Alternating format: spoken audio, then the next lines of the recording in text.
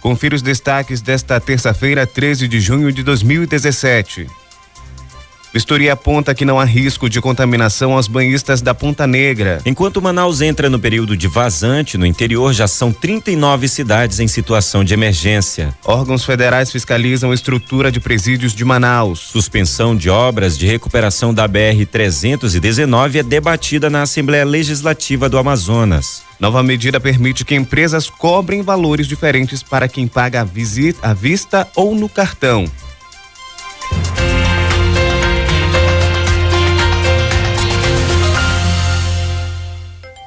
A previsão de tempo para esta terça-feira, 13 de junho, é sol com muitas nuvens durante o dia, períodos de nublado com chuva a qualquer hora. A máxima é de 33 graus e a mínima de 23. A umidade relativa do ar fica em 56%.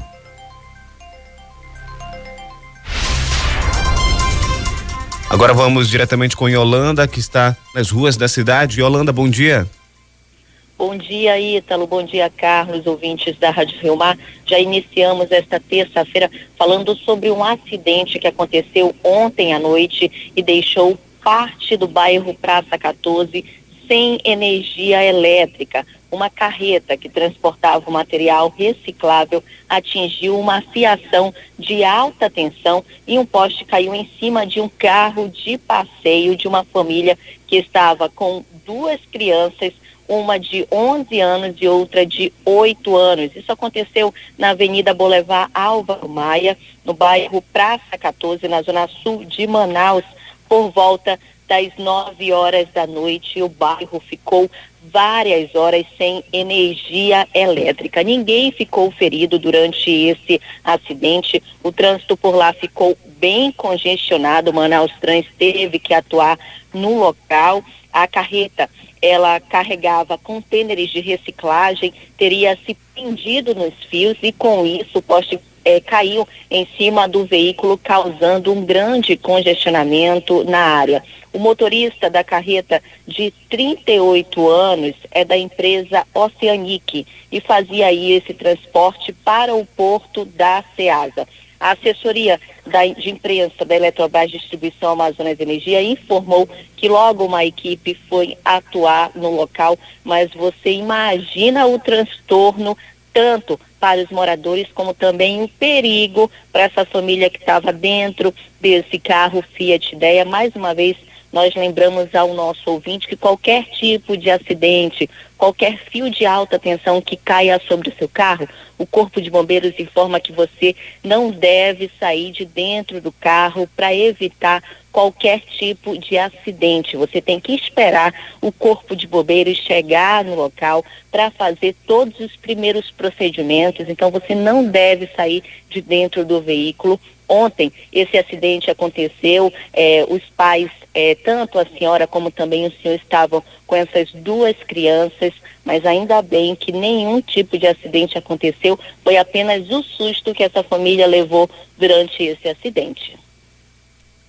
Obrigado pelas informações, Yolanda. E mais um acidente registrado aí na capital do Amazonas. Lembrando que os principais jornais destacam justamente isso, os acidentes. Ontem Yolanda trouxe para nós a questão daquele motorista no carro de luxo que acabou atropelando várias pessoas e nessa confusão ele acabou tirando a vida de uma dessas pessoas que atropelou. E aí os principais jornais destacam essa tragédia que eu acabei de citar do carro de luxo, que tinha 6 multas por alta velocidade. Um outro jornal da cidade, ele fala a respeito do que Manaus registra 44 acidentes em apenas 4 dias. E aí a gente vai destacar ainda ao longo do Primeira Hora a reportagem que foi o destaque desses jornais, que veio bem apurada, mostrando um pouco sobre o que foi que aconteceu ontem com aquele motorista e também sobre esse balanço registrado em 4 dias em Manaus. E o corpo de Anderson, de 32 anos, foi encontrado ontem após emergir em um lago na zona leste de Manaus. No domingo, Ele e um rapaz de 18 anos, identificado apenas como Tiago, estavam passeando de caiaque nas proximidades do ramal Brasileirinho quando a embarcação virou. Desde então, o Corpo de Bombeiros deu início às buscas pelos dois. O outro rapaz ainda não foi encontrado e a procura continua pela equipe dos bombeiros. Ainda ontem, o corpo de um homem foi encontrado boiando no Rio Negro, nas proximidades da prainha, também na Ponta Negra. O homem aparenta ter entre 20 a 25 anos e estava trajando somente uma bermuda. O Instituto Médico Legal removeu o cadáver do local para os procedimentos necessários. E ainda na praia da Ponta Negra, uma vistoria técnica foi realizada ontem pela Prefeitura de Manaus. O resultado mostrou que não há indícios de contaminação por esgotamento sanitário nas águas. O vice-prefeito Marcos Rota esteve no local acompanhando o trabalho dos técnicos do Instituto Municipal de Planejamento Urbano, o INPLURB, e da Secretaria Municipal de Infraestrutura, a Seminf. O problema de água acumulada em um trecho da praia próximo ao clube de remo se deve a uma rede de drenagem pluvial, que são águas das chuvas, que com a subida do nível do Rio Negro está afogada. O subsecretário de Serviços Básicos da Seminf, Antônio Peixoto, explicou lá no local que, para solucionar o desconforto causado aos banhistas, a Seminf já iniciou a retirada da água parada e a limpeza manual do trecho de areia. E nos próximos dias, a Prefeitura já deve realizar também o reaterro do trecho para evitar novos acúmulos de água. E o Rio Negro já desceu 10 centímetros depois da maior cota registrada este ano em Manaus, que foi 29 metros. A régua do porto da cidade marcou até ontem 28 metros e 90 centímetros. E dia após dia, o rio volta para o leito dele. Enquanto em Manaus o rio desce, subiu para 39 a quantidade de municípios em situação de emergência no estado devido à cheia, conforme informações da Defesa Civil do Amazonas. 64.122 famílias foram afetadas com a subida do nível das águas no estado. De acordo com o secretário adjunto da Defesa Civil, Hemógenes Rebelo, a entidade tem auxiliado principalmente os pequenos agricultores que tiveram perdas. Entre as cidades em estado mais crítico estão Anamã, na calha do Rio Solimões, e Careiro da Várzea, com praticamente todos os bairros alagados. Entre as medidas tomadas pela Defesa Civil nesses municípios está a construção de marombas. Mesmo com a cheia, moradores continuam em suas casas, conforme informações da Defesa Civil. E representantes do Departamento Penitenciário Nacional e da Controladoria Geral da União, CGU, realizaram ontem vistoria no Centro de Detenção Provisória Masculino de Manaus 2. A ação foi realizada após recomendação do Ministério Público Federal do Amazonas. A unidade prisional está sendo construída com recursos federais. O governo estadual decidiu transferir para o Centro de Detenção Provisória Masculino de Manaus 2, antes mesmo da inauguração, presos que estavam abrigados de maneira inadequada no prédio da cadeia pública Raimundo Vidal Pessoa. Durante a vistoria, o Ministério Público Federal identificou que, embora o argumento apontado pelo governo estadual para a utilização do presídio antes da conclusão das obras tenha sido as péssimas condições da cadeia pública, detentos da unidade prisional do Puraquequara também foram transferidos para o presídio em obras. De acordo com a CEAP, o Centro de Detenção Provisória Masculino de Manaus 2 abriga 186 detentos. Os representantes do Departamento Penitenciário Nacional e da Controladoria Geral da União devem vistoriar a unidade prisional durante toda a próxima semana. Após a conclusão das visitas, os órgãos vão elaborar relatórios a serem analisados pelo MPF e devem embasar as medidas tomadas pela instituição, no âmbito do inquérito civil instaurado pelo MPF para acompanhar a construção da unidade.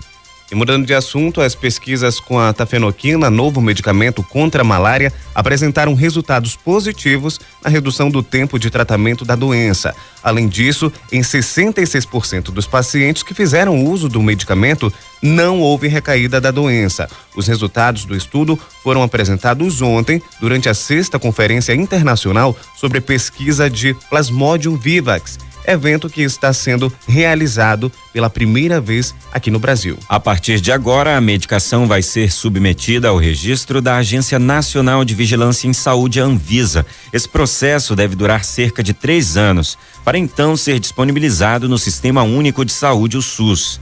A sexta conferência acontece até amanhã e participam do evento mais de 400 cientistas de 33 países que estão debatendo os desafios e estratégias para controle e eliminação do Plasmodium vivax, parasita transmissor do tipo mais recorrente de malária no mundo. Os pesquisadores estão discutindo os desafios para que seja alcançada a meta estabelecida pela Organização Mundial de Saúde, a OMS, para a eliminação da doença em pelo menos 35 países até 2030.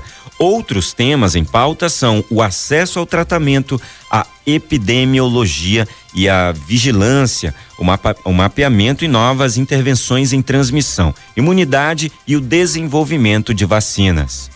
Agora são 5h41 e a chegada do verão amazônico vai intensificar a limpeza da cidade. 2 bairros receberam ontem equipes de mutirão de limpeza da Prefeitura de Manaus, mobilizando aproximadamente 100 trabalhadores. A comunidade Bela Vista, localizada no bairro do Poraquequara, e a Vila Marinho, na Compensa, dividem as equipes de capinação, varrição e jardinagem durante esta semana.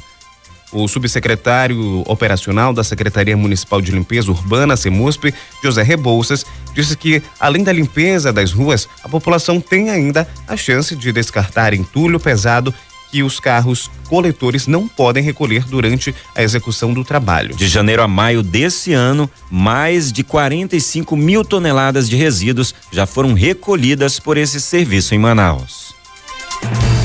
Jornal Primeira Hora. A credibilidade está no ar.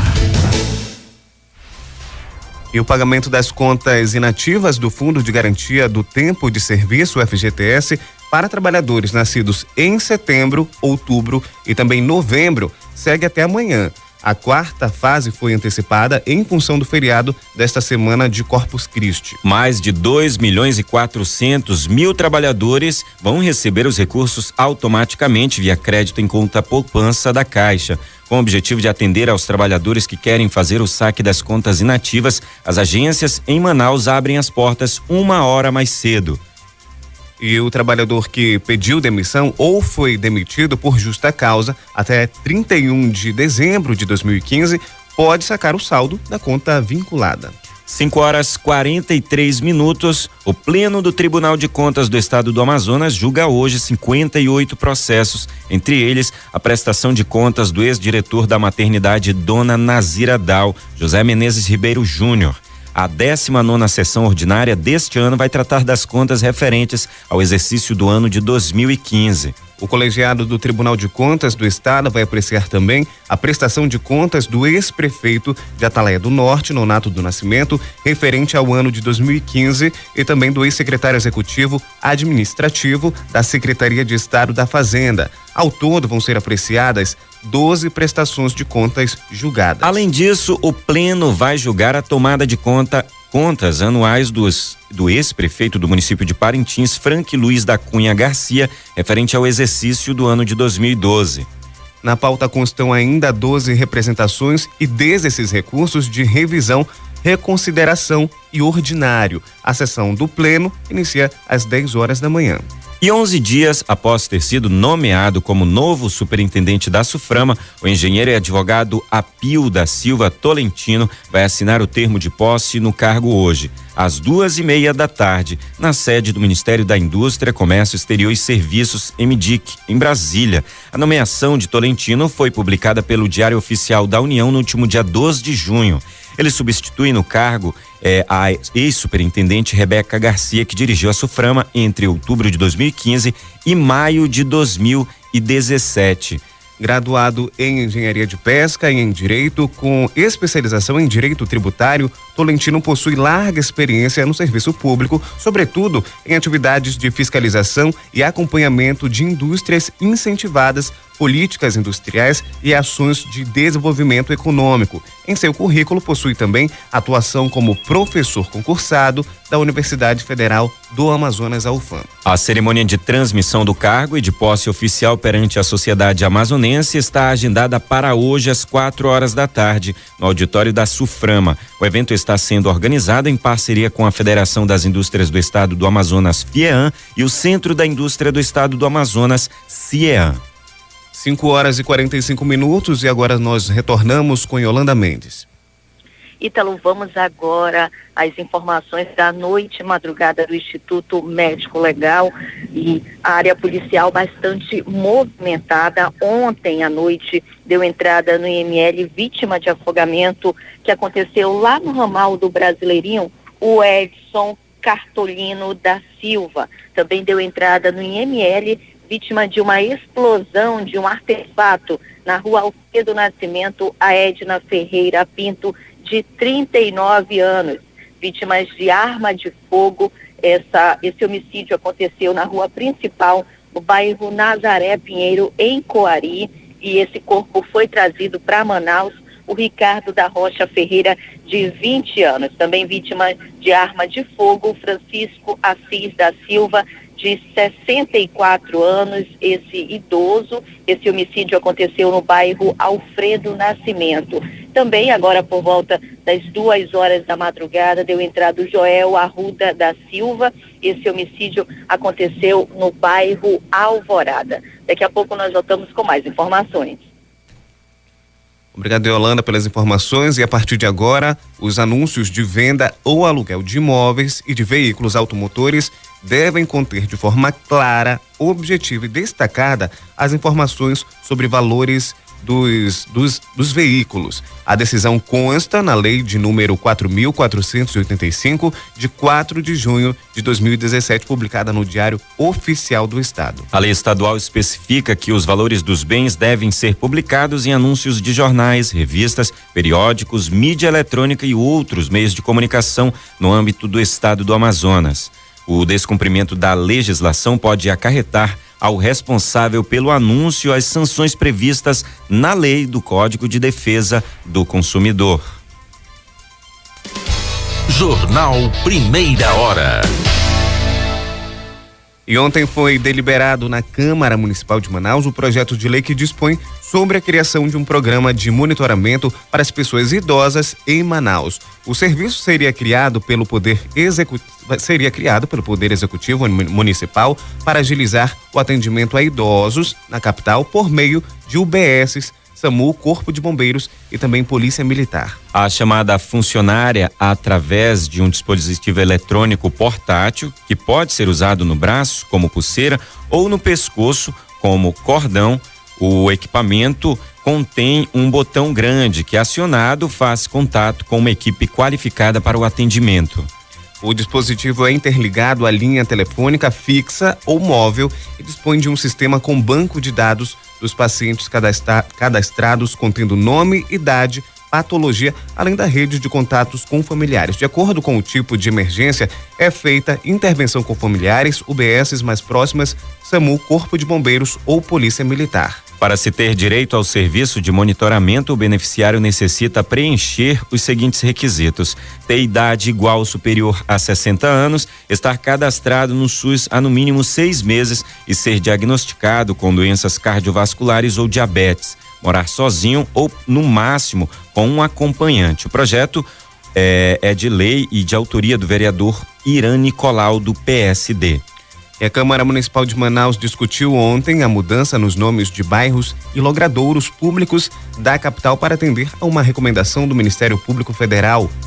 Na recomendação, o procurador da República, Alexandre Jabur, informa que o município e o estado devem instituir um grupo de trabalho para identificar bens públicos com nomes de pessoas vivas e determinar a adoção de medidas para fazer cumprir o que prevê a lei federal que proíbe esse procedimento. Baseado no encaminhamento do Ministério Público Federal, o vereador professor Gideon Amorim, do PMDB, apresentou a indicação destinada à Prefeitura de Manaus para fazer a substituição dos nomes de bairros e ruas de Manaus. Entre eles são os bairros Alfredo Nascimento e Amazonino Mendes, além das ruas de nome Alfredo Nascimento, localizadas nos bairros Aleixo, Mauazinho e Alvorada, e da rua Amazonino Mendes, no bairro Santa Teuvina. E o vereador Sassá, da Construção Civil do PT, participou ontem da audiência entre o Ministério Público do Trabalho e a empresa RCA Construções, Conservação e Serviços de Limpeza Limitada, no Tribunal Regional do Trabalho da 11ª Região, localizado no centro de Manaus. A RCA presta serviços terceirizados de serviços gerais e merendeiras à Secretaria Municipal de Educação, SEMED. mas a audiência foi remarcada para o próximo dia 18 de agosto, porque a RCA não apresentou documentos que comprovem suficiência financeira, de acordo com o MPT. Ainda nessa segunda-feira, aproximadamente 200 funcionários paralisaram as atividades e se concentraram em frente ao Fórum Trabalhista de Manaus. A previsão é que hoje, a partir das 8 da manhã, a categoria se reúna para protestar contra a empresa RCA em frente ao prédio da Prefeitura de Manaus. E o presidente da Comissão de Serviço Público da Câmara Municipal de Manaus, vereador professor Gedeão, lança nesta semana a campanha Adote uma Praça para ampliar e melhorar a manutenção dos logradouros públicos na capital. A campanha é baseada nas diretrizes de Lei Municipal 3.280 de 2016, na qual prevê que empresas devem adotar praças, áreas verdes e outras áreas públicas municipais. Em contrapartida, elas podem divulgar suas marcas nos locais. A cooperação deve ocorrer via convênio, na qual a empresa assume a responsabilidade, os encargos necessários às obras e serviços itinerantes e inerentes à conservação da área, e em contrapartida a empresa realiza sua publicidade no local, como uma ação de responsabilidade social, agregando valor à sua marca.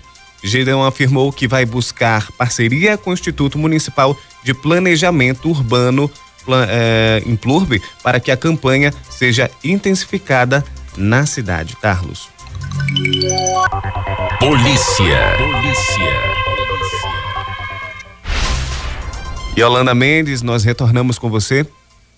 Ítalo, um estudante de direito do 8º período, foi preso ontem à tarde. É o Carlos Amorim de Carvalho, de 21 anos. Ele foi preso no local onde ele trabalhava, na Avenida Efigênio Salles, suspeito de dar descontos para dívidas de clientes da Eletrobras Amazonas Energia. Para você ter uma ideia, ele cobrava em média R$500 pelo golpe. O delegado Felipe Vasconcelos, que é da Delegacia Especializada em Furtos de Energia, informou que o estagiário era de um setor da Eletrobras responsável por analisar as defesas de processos de irregularidade e, por isso, cobrava esses valores de R$400 e também R$500.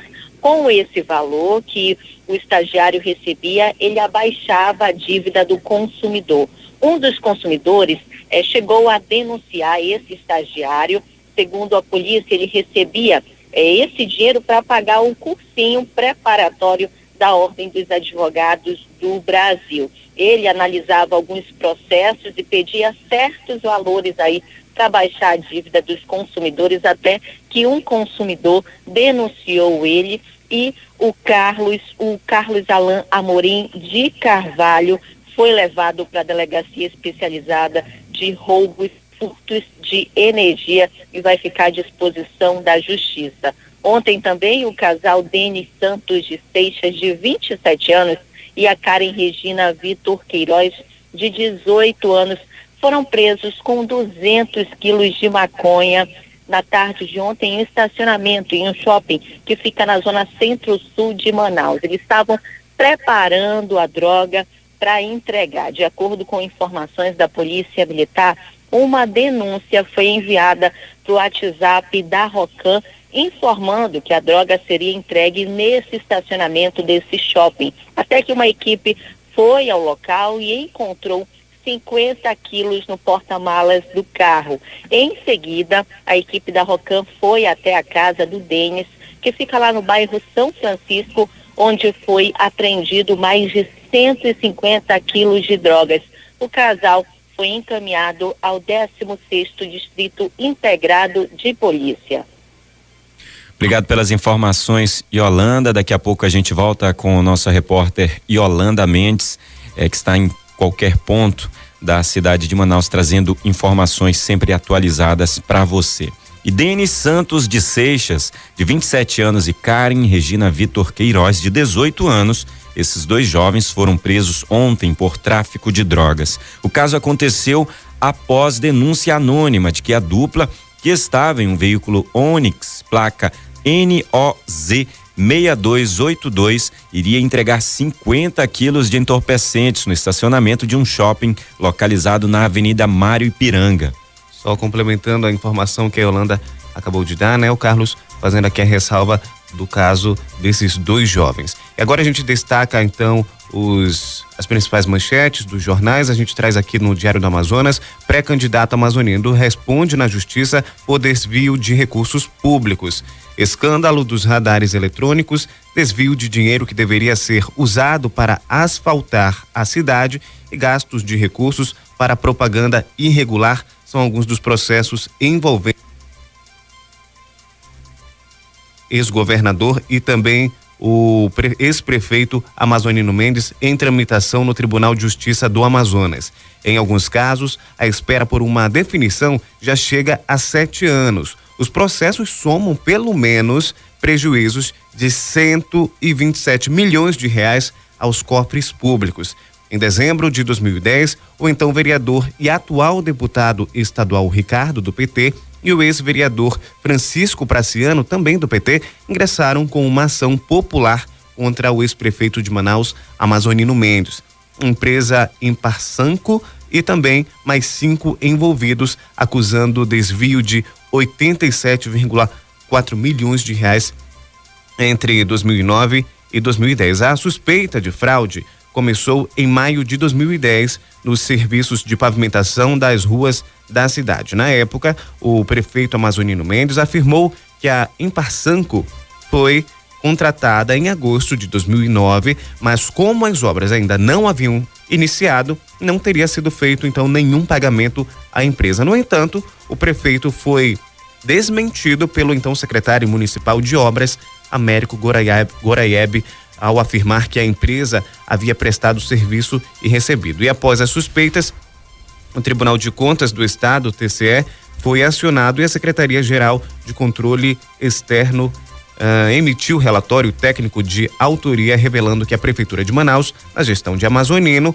pagou irregularmente 87.503.567 reais à empresa Imparsanco por serviços que a empresa então não prestou integralmente. Essa então é um dos destaques do jornal Diário do Amazonas. Pré-candidato amazonino responde na justiça por desvio de recursos públicos. Carlos. E o jornal A Crítica traz aqui em sua capa: a BMW tinha 6 multas por alta velocidade. Gabriel Ali Alencar foi multado por racha após acidente que feriu 4 pessoas e matou o mototaxista César Severino.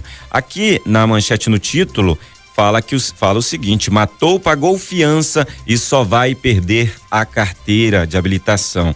O Departamento Estadual de Trânsito, Detran do Amazonas, abriu processo administrativo para cassar o direito de dirigir de Gabriel Ali Alencar, de 23 anos, que na noite de domingo atropelou 5 pessoas na Avenida Constantino Neri, bairro Chapada, na zona Centro-Sul. O carro que ele dirigia, uma BMW de placas OAO 0240, acumula 6 multas por excesso de velocidade e 2 multas por ultrapassar sinal vermelho, segundo o Detran.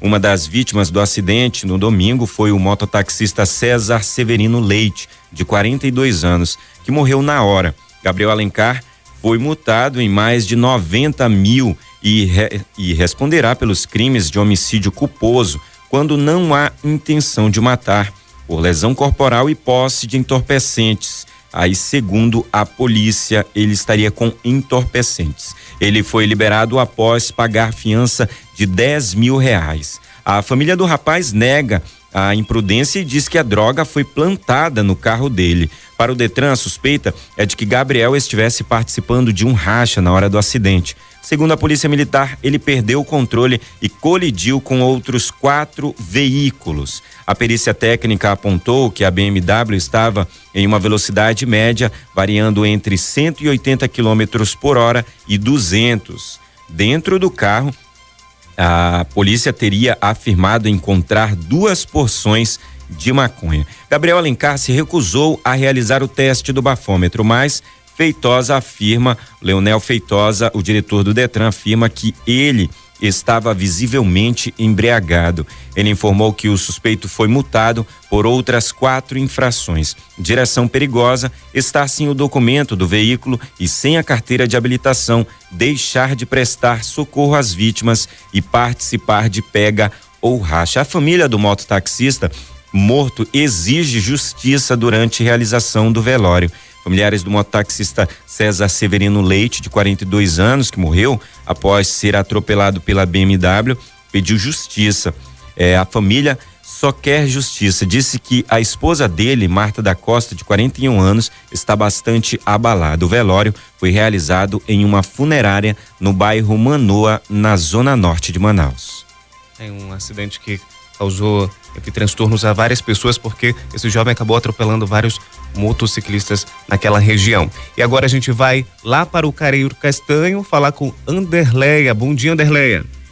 Bom dia, amigos da Rádio Rio Mar FM. Manhã nublada no município de Careiro após uma noite de pancadas de chuva, e amanhece aqui uma manhã fresquinha, gostosa aqui no município. Estou falando aqui da Praça dos Três Poderes. Foi encerrado neste momento uma missa especial que acontece a cada dia 13 do mês aqui no município de Careiro. Essa missa que é dedicada à Mãe de Jesus, a Maria, em especial no Careiro, Nossa Senhora de Fátima. E hoje, de um modo especial, dia 13, que é dia de Santo Antônio, diversas comunidades da nossa zona rural estão celebrando este santo, conhecido, como santo casamenteiro, mas é um santo muito especial para a igreja, e esse ato de fé se fortalece neste ano com o apelo da Igreja Católica para as celebrações do Ano Mariano. Então o dia começa assim, com a bênção de Deus, e nesse momento acontece um belíssimo café da manhã partilhado, essa tradição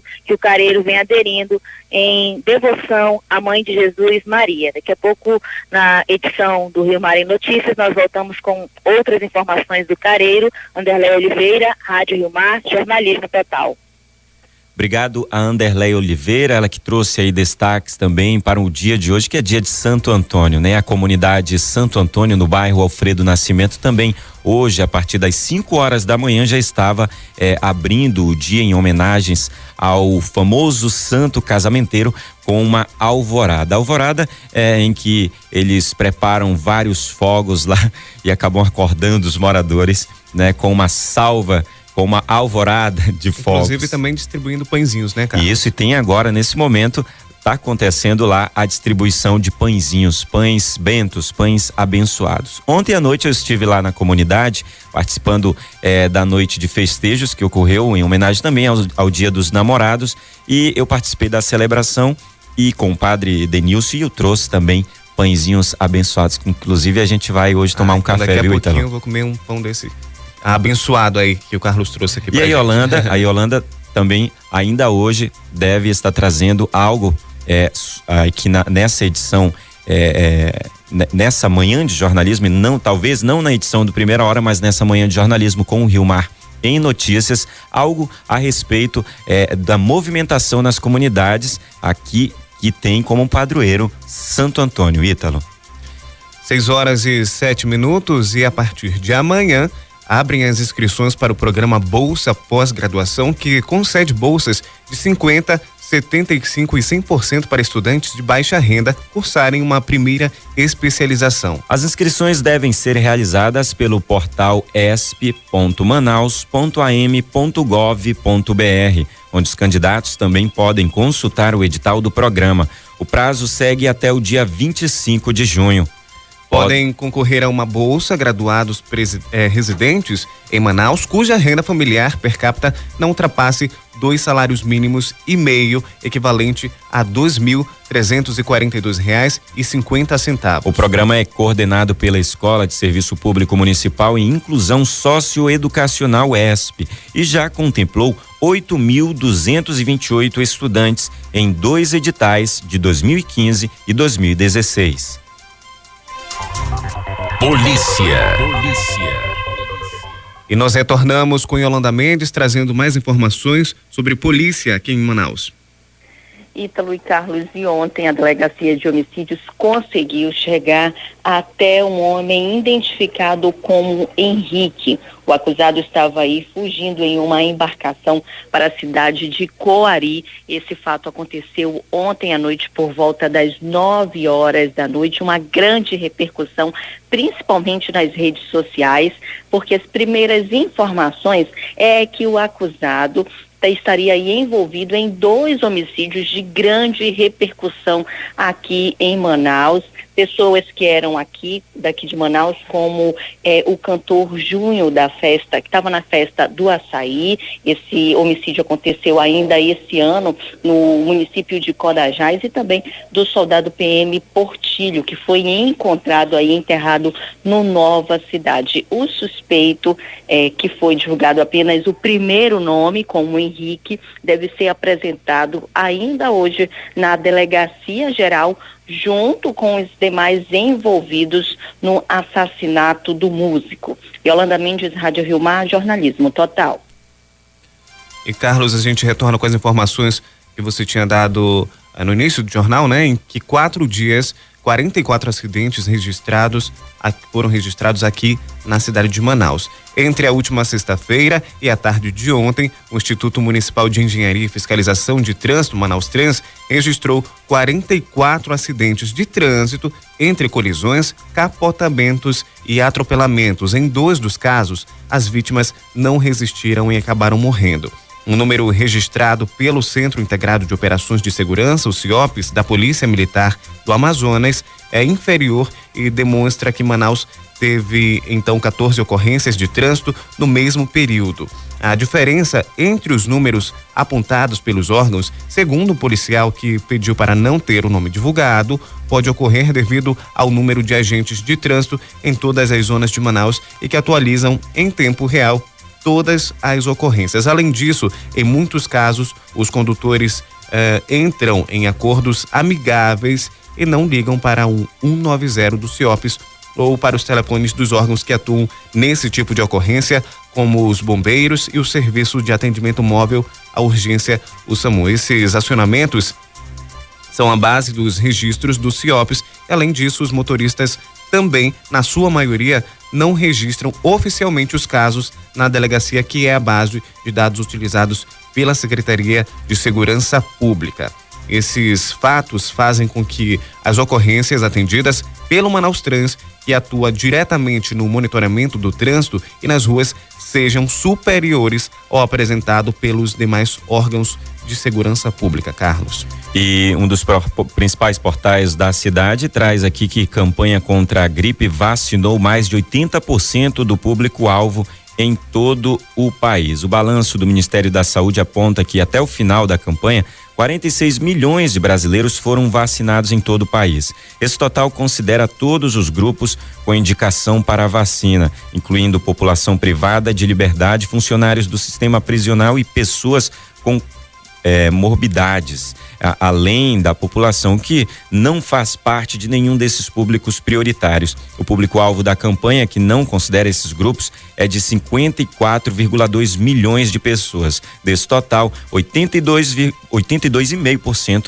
foram vacinados. A 19ª campanha nacional de vacinação contra a influenza terminou na última sexta-feira, dia 9, após ser prorrogada em 2 semanas. A vacina contra a gripe estava disponível na rede pública de saúde desde o dia 17 de abril, totalizando 8 semanas de campanha. Neste ano, o Ministério da Saúde decidiu disponibilizar a vacina para toda a população durante a última semana da campanha para evitar desperdício, já que havia um estoque disponível de 10 milhões de doses.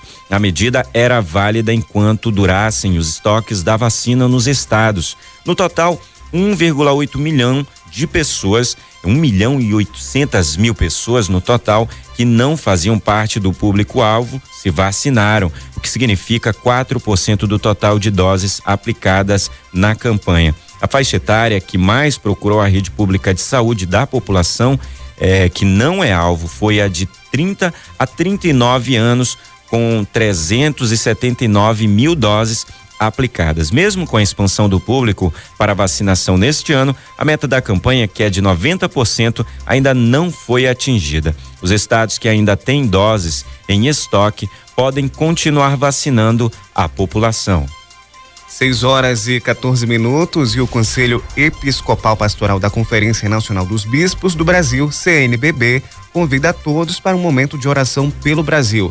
A ação vai ser realizada em todas as comunidades, paróquias, dioceses e regionais do país no dia 15 de junho, data em que a igreja celebra o Corpus Christi. A iniciativa surgiu após reflexão sobre a realidade do país em sua última reunião ocorrida no dia 30 e 31 de maio. Segundo o bispo auxiliar de Brasília e secretário-geral da CNBB, Dom Leonardo Steiner, a jornada de oração é uma oportunidade para que os cristãos prestem esse serviço ao país em um momento de tantas incertezas, corrupção e também injustiças. O ato vai ser realizado em uma data simbólica em que a igreja celebra a presença singela, próxima, alimentadora e esperançada de Jesus na Eucaristia. E ainda falando das ações da igreja, moradores de Borba se preparam para o último dia de trezena a Santo Antônio, no Amazonas. O último dia de trezena, em homenagem a Santo Antônio, ocorre nesta terça-feira, hoje, dia do padroeiro, na cidade de Borba, situada a 151 quilômetros de Manaus. O município celebra o Santo Casamenteiro, com 13 dias consecutivos de festas, e os festejos incluem agenda de missas e procissões. Tereza Rodrigues de Sena é professora, ela é de Borba, mas mora em Manaus há 30 anos, e para celebrar o santo, ela voltou à cidade natal. Ela diz que há 4 anos leva rosas vermelhas para pagar uma promessa que fez quando ela precisou de uma cirurgia no estômago e acabou curada.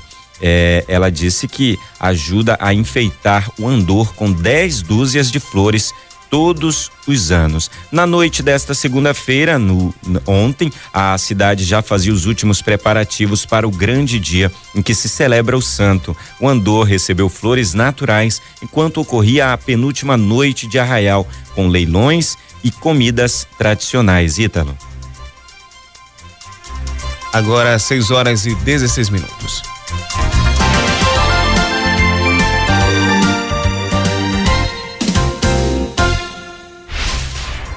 Olha, 19 cursos gratuitos estão com inscrições abertas no Centro de Artes da UFAM-UCAUA. A previsão é que as aulas comecem no segundo semestre de 2017 nas áreas de música, danças e artes visuais. Para o preenchimento das vagas, vão ser realizados exames de aptidão entre os dias 26 e 29 de junho nas unidades 1 e 2. Neste semestre, os cursos ofertados são de violão, de guitarra, baixo elétrico, violino, flauta doce para o público infantil e adulto, musicalização também para o público infantil e adulto, coral infanto-juvenil e adulto, técnica vocal, mosaico, aquarela, artes visuais, entre outros. As informações podem ser adquiridas no 3305-5150 ou também pelo e-mail centrodeartes@ufam.edu.br, centrodeartes@ufam.edu.br. E projetos artísticos como feiras, exposições, produções musicais, teatro e dança podem receber o apoio financeiro da Fundação Municipal de Cultura, Turismo e Eventos Manaus CUT pelo concurso Prêmio Manaus de Conexões Culturais. As inscrições estão abertas e seguem até o dia 3 de julho. Podem concorrer ao prêmio artistas, agentes culturais, estudantes e o público em geral, que já tem experiência comprovada em projetos nessas áreas, sendo pessoas físicas ou jurídicas. Para concorrer, o candidato deve atender os requisitos definidos no edital número 5 de 2017, disponível pelo site vivamanaus.com/editais. Segundo o diretor-presidente da Manaus CUT, Bernardo Monteiro de Paula, a intenção é agregar cada vez mais conceitos inovadores que possibilitem novas leituras e um novo olhar sobre a sociedade. Artistas e associações interessadas em participar do edital Prêmio Manaus de Conexões Culturais 2017 podem entrar em contato com a Manaus CUT para esclarecer suas dúvidas. Os canais para atendimento são via telefone pelo número 3215-2127 ou via e-mail pelo endereço cultura.manauscut@gmail.com.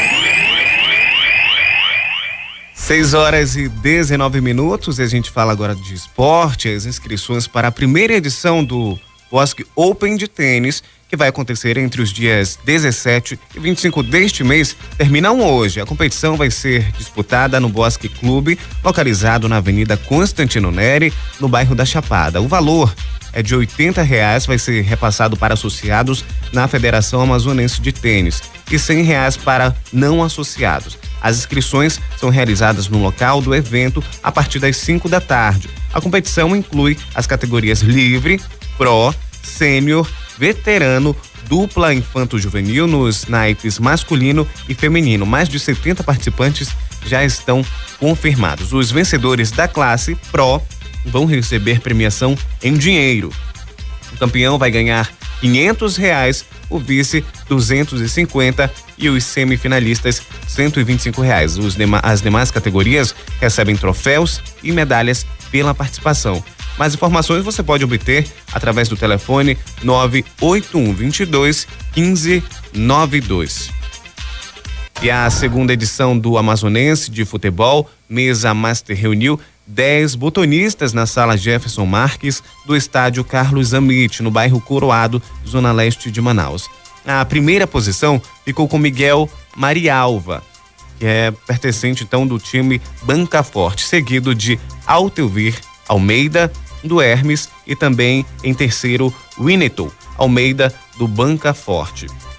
Com o fim do Amazonense Master, 7 botonistas vão para a disputa do Campeonato Brasileiro da modalidade na categoria 12 toques. A competição, que ocorre em Carauaru, em Pernambuco, de 15 a 18 deste mês, vai colocar em evidência a equipe do Banca Forte. O tradicional time do futebol de mesa recebeu convite da Confederação Brasileira de Futebol de Mesa. E seguindo com as informações de esporte, a cerimônia de abertura dos Jogos do Instituto Federal de Educação do Amazonas, GIFAM 2017, aconteceu ontem na quadra do campus Manaus Zona Leste. Durante uma semana, vários estudantes atletas do campi da capital e do interior do IFAM vão disputar modalidades esportivas, coletivas e individuais. Os jogos já são tradicionais no calendário acadêmico e a cada ano vem revelando novos talentos. Os vencedores da etapa estadual ficam credenciados para a disputa regional, que vai ser realizada em Belém do Pará nos dias 27 de agosto a 2 de setembro, com a participação dos institutos federais da região norte. Trânsito. Vamos chamar Yolanda Mendes, que traz informações sobre o trânsito. Como é que está o trânsito aí na cidade? Onde é que você está, Yolanda? Carlos, olha, nesse momento nós estamos aqui na Avenida Cosme Ferreira, quase chegando ali na rotatória do Coroado, onde o trânsito fica um pouquinho mais complicado, né? A saída aqui para pegar tanto o André Araújo como também o condutor que está saindo da Avenida das Torres, mas por enquanto o trânsito não tem nenhum tipo de ocorrência, nenhuma lentidão, fluindo normalmente. Nós já passamos pela Avenida Camapuã, também passamos pela Avenida Altais Mirim. Agora o condutor que está saindo ali da Zona Norte vai pegar a Zona Leste de Manaus, vai passar ali bem em frente à Bemol. Tem que ficar atento, porque novamente aquele semáforo de travessia de pedestre não está funcionando.